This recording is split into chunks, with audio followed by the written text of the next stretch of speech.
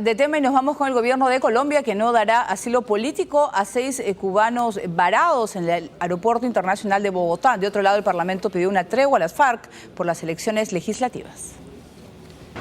El gobierno colombiano ha sido tajante al declarar que no dará asilo político a los 6 ciudadanos cubanos que, tras haber sido expulsados de Ecuador, permanecen en la zona de tránsito del Aeropuerto Internacional de Bogotá.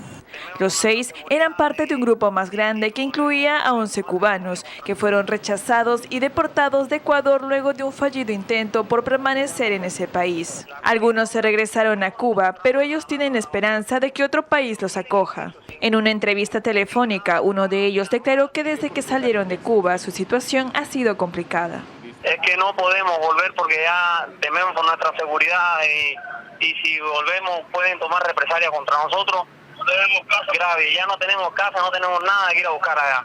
Agregó que desde la fecha en que salieron de Cuba solo comen los restos de comida que hayan en los contenedores de basura del aeropuerto. Colombia ha justificado su decisión de no darles asilo, ya que no tienen una visa e ingresaron de manera no oficial al país. Por otra parte, en vista que la fecha de las elecciones presidenciales de Colombia se acercan, el presidente del Senado le ha pedido a la guerrilla colombiana hacer un alto al fuego de modo que los ciudadanos puedan votar en paz. Hoy vamos a hablar de la situación en Colombia y empezamos con esa tregua a las FARC que pedía por el Parlamento, ¿no? Por el presidente del Senado. Ajá. Es un pedido interesante, además bastante inteligente, que esperemos que la FARC dé una respuesta positiva.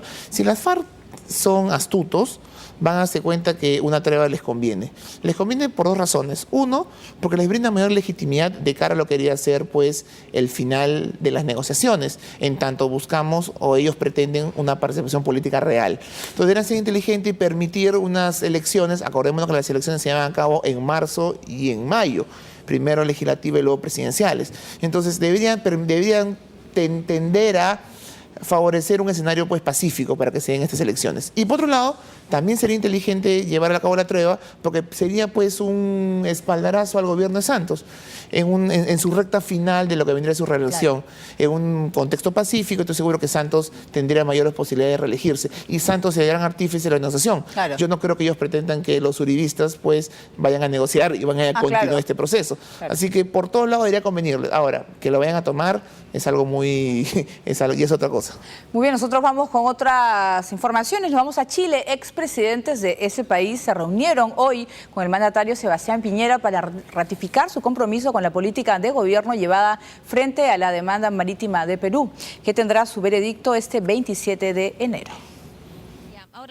El presidente de Chile, Sebastián Piñera, recibió en el Palacio de la Moneda a los exmandatarios Ricardo Lagos, Patricio Aylwin y Eduardo Frei, con quienes conversó sobre el próximo fallo del litigio entre ambos países, que dará a conocer la Corte de Justicia de La Haya el 27 de este mes. Piñera manifestó que su país tomará todas las medidas necesarias para que al momento de acatar el fallo se resguarden debidamente los derechos e intereses del país. Esperamos el fallo con tranquilidad, sin triunfalismo. La decisión está en manos de la Corte Internacional de La Haya y, sin duda, nuestro país tomará todas las medidas para que al momento de acatar el fallo se resguarden debidamente los derechos y los intereses de nuestro país. Por su parte, los expresidentes Eduardo Frei y Ricardo Lagos expresaron su posición sobre la próxima decisión de la Corte. Confiamos, como lo dijimos aquí hace poco más de un año, que La Haya emita un fallo conforme a derecho, en base a los tratados, en base a los acuerdos y lo que ha sido la historia de relación entre nuestros dos países. Que aquello que dice la historia se refleje en el fallo el próximo 27. Creo que tiene que haber tranquilidad y creo que tiene que haber también la necesaria prudencia para tratar estos temas. Mientras tanto, Michelle Bachelet fue proclamada oficialmente como presidenta electa de Chile tras su triunfo en los últimos comicios electorales del pasado mes de diciembre. La política chilena recibió la credencial de manos del presidente del Tribunal Calificador de Elecciones de ese país.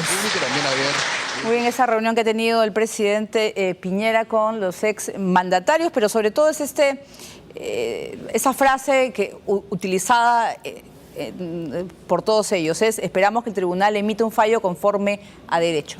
¿Cómo podemos entender a eso? Sí, lo que pasa es que en Chile existe en estas últimas semanas un debate muy en torno a lo que se llama un fallo salomónico. ¿Ya? En Chile se dice, hay casos anteriores donde la Corte ha fallado, de hecho, fallos salomónicos. ¿Qué es un fallo salomónico en términos cristianos? Es pues un poco para ti, un poco para el otro. Ahora, eso no es real. La Corte Internacional de Justicia de la Haya falla acorde a derecho siempre. Que en sus fallos, en algunos de ellos, tienda a reconocer derechos de alguna de las partes, pero eso es en virtud de los instrumentos jurídicos que han presentado las partes, no es en virtud de dar fallos equitativos, claro, como se trata de decir. Además, la equidad en el derecho internacional en este caso no existe. La equidad existe cuando las partes salen del derecho y admiten ambas partes que la Corte haga un fallo, pues, en base a la justicia, pero eso no hay en este caso. Entonces, me parece que esto de en base a derecho algunas veces siento que puede servir de excusa para lo que puede ser mañana más tarde un fallo negativo. Este fallo negativo a nuestros intereses es porque la Corte no ha fallado de derecho y hizo un fallo salomónico para beneficiar de alguna manera a ambas partes. Y me parece que es una salida. Ahora, ¿por qué me parece esto preocupante? Yo creo finalmente que las autoridades de Chile van a terminar acatando el fallo en la Haya. Yo estoy convencido de eso. Pero sin embargo, ya comenzó a ver cada vez más cerca al fallo voces discordantes. Ya no es solamente Tarut, un representante de la derecha, del ala más radical antiperuana. No, hoy el congresista pues, Pizarro de la Democracia Cristiana ha dicho, no lo de Tarut. Tarut obviamente es mucho más fuerte y radical, pero ha dicho que ante un fallo negativo, Chile debe saber defender sus intereses nacionales. Y obviamente ya entramos vemos cada vez más personajes de la política chilena que comienzan a caldear un escenario. Eso no significa que estos personajes vayan a implantar o prevalecer en la posición, pero sí van a generar, creo, después del fallo, si es que como todos esperamos le favorece al Perú, va a generar un debate en Chile muy importante e interesante, que de alguna manera puede caldear la relación bilateral. Claro, pero sobre todo quiero destacar lo dicho por los expresidentes. Por ejemplo, Eduardo Frei dijo, ¿no? Es indesmentible que ese territorio ha sido por décadas soberanía de Chile. Él asumiendo la posición chilena que el mar, esa parte del mar que aún no se han definido sus límites, era soberanía de su país, cosa que al final no corresponde con la realidad, ¿no? O sea, bueno, hay que entender estos discursos básicamente como de dónde vienen, básicamente expresidentes, son discursos políticos, pero jurídicamente la Corte de la Haya en la última sentencia de Nicaragua y Colombia ya lo dijo con toda claridad. El dominio de un territorio marítimo, de alguna manera, de un espacio marítimo, no constituye pues soberanía, y la soberanía de estos espacios marítimos se logra a partir de tratados internacionales.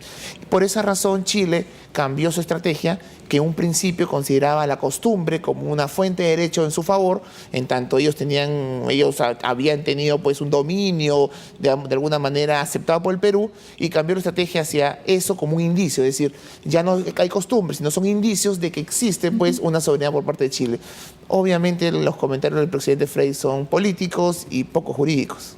Muy bien, nosotros vamos a seguir con Chile, donde la irregular construcción de un puente se ha convertido en un tema nacional. La empresa española encargada de la obra fue exhortada por el presidente Piñera para que corrija el craso error.